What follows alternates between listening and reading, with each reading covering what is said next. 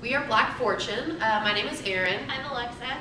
And we are here to talk about food waste. Pat Akabawi graduated from the University of Agriculture in California at Davis, and she said a huge problem is food waste. And she has started composting, and she's been composting for about 40 years, and she said it reduces methane gases and waste that are dumped into that leak into the food, and she has started doing her own composting. So she's now the compost queen throughout her family and friends and whatnot. The solution that we have come up with is that customers will call and we provide a service that they can set up an account and pay a monthly fee. We lease 2 waste trucks from the waste management company here in Evansville. We collect food that is waste from grocery stores, restaurants, and school cafeterias. We have a compost system called the Toucan bioreactor system, which you put a 20-gallon waste bin inside of a 32-gallon waste bin, and you aerate the holes inside of the 20-gallon bin, which then seeps through the food scraps and turns into a soil that, through self-heating, and it forces the microorganisms to munch on the food matter, which then converts it to the soil, which is the finished product. And then after about a month or so, because it takes about 30 to 90 days for the food to decompose, we deliver the soil to the customer for them to bury and mix in with their already garden soil. Community trends, gardening now is a $36 billion industry. It's designed to help out gardeners of all ages to have healthy crops and healthy soil. It's also, like I said, decreases the methane gases that form into our air. The opportunity size that we have is restaurants and grocery stores on average have about 150,000 pounds of food waste just in Evansville, and that discards about $8 billion.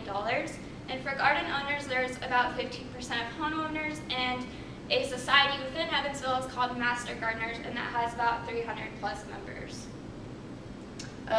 Some competitive advantages we have, of course, there's Home Depot and Lowe's. They have their own bagged compost. There's also Missouri Organic Recycling. They have free drop-off on Saturdays.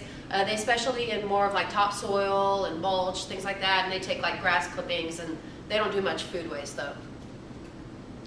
Next is our business model, and here's kind of just the overview of each subdivision we have. Going into that, our value proposition, it allows gardeners to receive compost food scraps through us by coordinating services to pick up food from vendors and allowing gardeners to compost their own garden. It provides a safer environment, potentially decreases about 30% of trash collection, and reduces methane gas, like I said earlier. Next we have our customer segments. As I stated before, it is gardeners, who are also called horticulturists, which are the science behind gardening. And then we have restaurants, grocery stores, and school cafeterias kind of being our main behind-the-scenes point.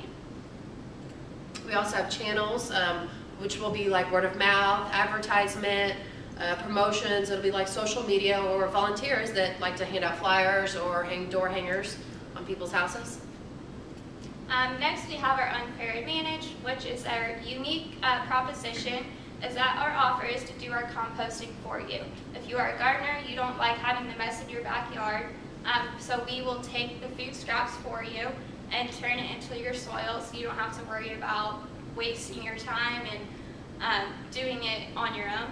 And as of right now, we have looked around, and this would be the only food composting business in Evansville. There is nothing like it around. The closest, like she said, is Missouri. And lastly, we dedicate our time to make sure that the food scraps are completely decomposed into the soil, and that we return that soil to you just as it is.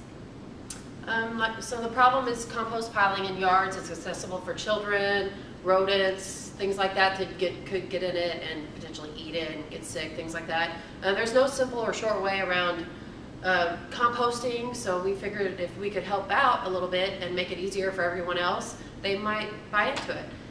Food waste makes up about 40% in landfills, and that would decrease, maybe not the whole 40%, but at least I would think half.